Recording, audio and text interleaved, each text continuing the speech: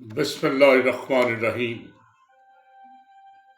السلام علیکم دوستو، پروفیسر تنویر صادق اپنے چینل انفو ٹیلی سے آپ سے مخاطب ہوں۔ آج میں تھوڑا سا معذور بچوں کے بارے میں بات کروں گا۔ بہت سے بچے ہمارے معاشرے میں معذور ہوتے ہیں، اسپیشل چائلڈ، کوئی نہ کوئی انہیں ایسی ان میں خامی رہ جاتی ہے جس کی وجہ سے ہم انہیں معذور جانتے ہیں۔ پوری دنیا میں جس طرح خواتین کے لیے، ان کی فلاح کے لیے، انہیں بااختیار بنانے کے لیے موومنٹ چل رہی ہیں، بالکل اسی طرح امپاورمنٹ آف اسپیشل چائلڈ بھی ایک مہم چل رہی ہے۔ ہمارے یہاں کوئی نہیں ہے۔ ہمارے یہاں تو بڑا عجیب ہے کہ میں نے دیکھا ہے ذاتی طور پہ کہ ایک بندے کا ایک بچہ معذور تھا، اس نے بڑے مزے سے ایک کام دکھایا کہ ایک گھر کا پورشن خود ہی کو کرائے پہ دے دیا اور وہاں ایک سکول کھول لیا اسپیشل چلڈرن کا۔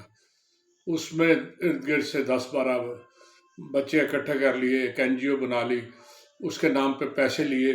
وہ پیسوں سے اپنا خرچ بھی، اصل میں جب معذور ایک بچے کو یا 2 بچوں کو آپ نے کھلانا ہے یا ان کے ساتھ رہنا ہے نا، تو آپ کو کام کر نہیں سکتے آپ سارا دن، تو مجبوری میں وہ اپنا خرچ بھی وہیں سے چلاتے ہیں اور اسی طرح، بلکہ بعضوں نے تو پوری طرح اس سے فائدہ اٹھایا ہوا ہے، بعضوں نے گاڑیاں تک رکھی ہوئی ہیں اور بڑا کچھ اس کے نام پہ کرتے ہیں۔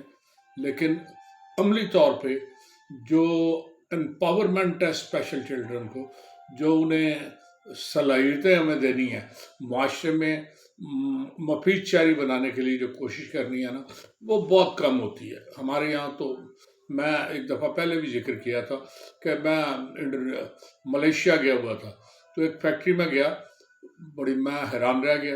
اس فیکٹری میں ایک مالک تھا، ایک سپروائزر، یہ 2 بندے نارمل تھے، باقی جتنے بندے تھے نا وہ سارے اب نارمل تھے، معذور تھے کسی نہ کسی طرح۔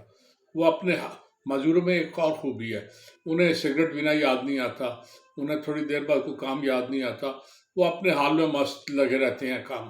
تو میں نے دیکھا وہ مست کام کر رہے ہیں، انہیں سپلائی کا کام سپروائزر کر رہا تھا، پیکنگ کا کام بھی وہ کر رہا تھا، یا مالک خود ان کے ساتھ ہاتھ بٹا رہا تھا، تو باقی عملاً ساری مشینیں معذور چلا رہے تھے۔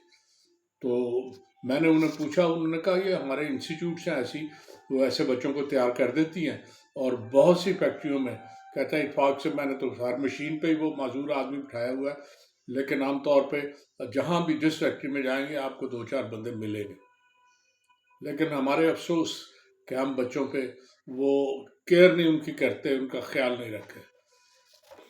ایک بیماری ہے آٹزم۔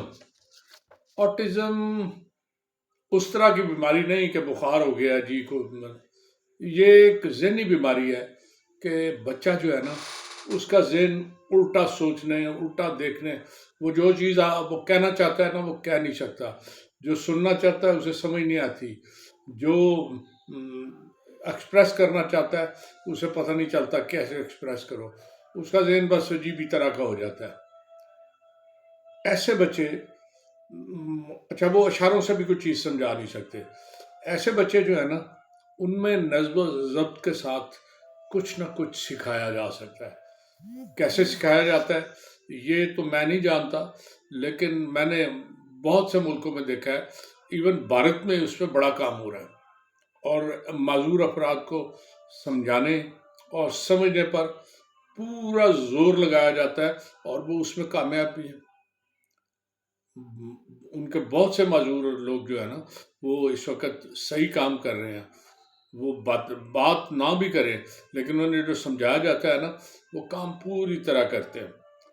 ہندوستان کا ایک باسی ہے مدن رائے، مدن رائے کی ایک 12 سالہ بیٹی ہے، جیا رائے۔ جیا رائے بھی آٹزم کا شکار تھی، لیکن اس نے ہمت نہیں، اس کے باپ نے ہمت نہیں ہاری، اسے پیراکی سکھا دی اور اسے کہا کہ یہ چلو، وہ کرتی رہی۔ جب وہ 12 سال کی عمر کی تھی تو پچھلے سال کی بات ہے، فروری 2027 میں اسے ایک جگہ سمندر میں چھوڑ دیا گیا، اس کا نام جگہ کا بیلا پور کے کیا تھا، وہاں پہ وہ چھوڑ دیا گیا اور وہاں سے انڈین گیٹ تک 21 کلومیٹر کا فاصلہ تھا. اسے کہا کہ یہ طے کرو. ان کا خیال تھا کہ وہ 6 گھنٹے میں طے کرے گی، لیکن وہ 4 گھنٹے کچھ منٹ میں سولو، بالکل اکیلی نے، بغیر کسی مدد کے، دور سے اسے، فار ایگزامپل وہ ٹریک جو تھا اسے بالکل خالی کرانے میں نیوی نے ہیلپ کی اور نیوی نے نظر بھی رکھی. پھر وہ جو ان کی ایک ایسوسیشن تھی جو بااختیار بنانے کے لیے بچوں کو کام کر رہی ہے، جس نے سارا انتظام کیا تھا، اس کے ممبران بھی وہاں موجود تھے.